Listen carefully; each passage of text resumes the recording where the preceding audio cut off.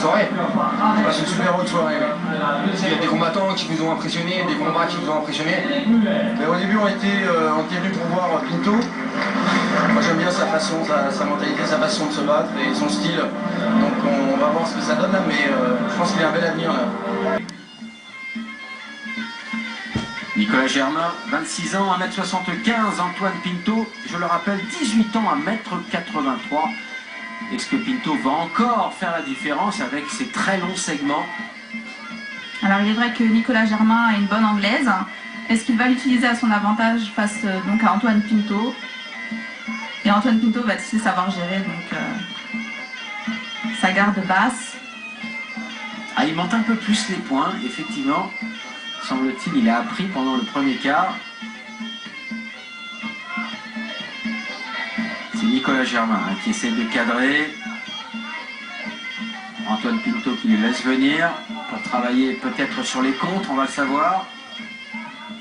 Alors c'est un duel gaucher-droitier, a priori, bien que Nicolas Germain ait changé de garde en cours de match.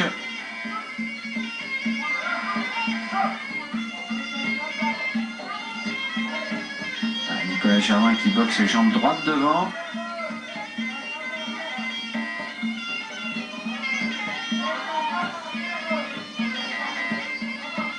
Alors on attend beaucoup plus dans ce match. Le démarrage tarde à venir. Les deux boxeurs s'observent beaucoup. Ah, c'est vrai que l'enjeu est de taille. Maintenant, il faut absolument arriver à la finale. D'accord? Donc dès qu'il peut, sort encore un peu et sortez crochet. Crochet vous sort directement à ta gauche. Hein? D'accord? Attention, te laisse pas. Casse-lui pas. Casse-lui pas. Donne-le. Marque. Chute en bas. En ballon. L'entraîneur l'a bien compris. L'avantage d'Antoine Pinto, ce sont ses jambes. Et donc, il faut compenser en rentrant dans la distance et travailler les points pour Nicolas Germain, effectivement.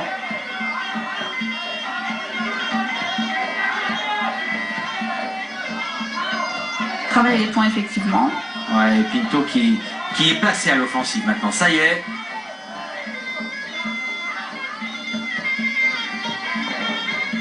Oh, c'était bien fait le coup de genou d'Antoine.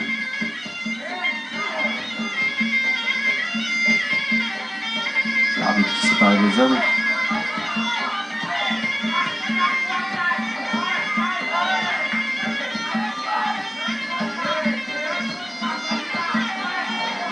Oh là là!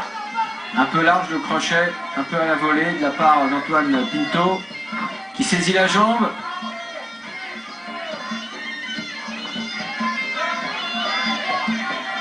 Alors on s'est installé dans un rythme croisière, davantage maintenant dans le combat.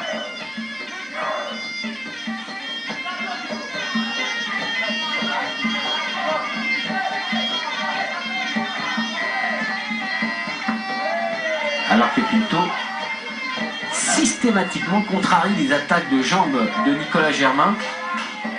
Et ça c'est pas facile quand on est accroché comme ça par la jambe de s'en sortir. C'est vrai, alors Nicolas Germain n'a pas vraiment suivi les conseils de son entraîneur qui lui conseillait de casser les jambes de son adversaire.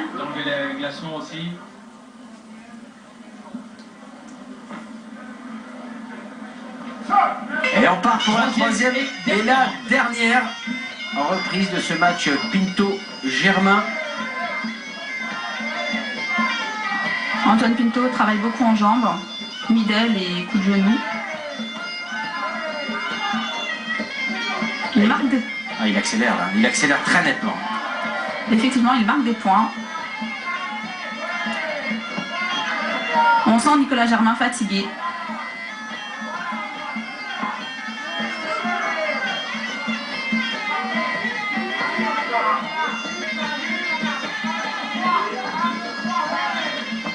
Alors Antoine Pinto domine ce dernier round.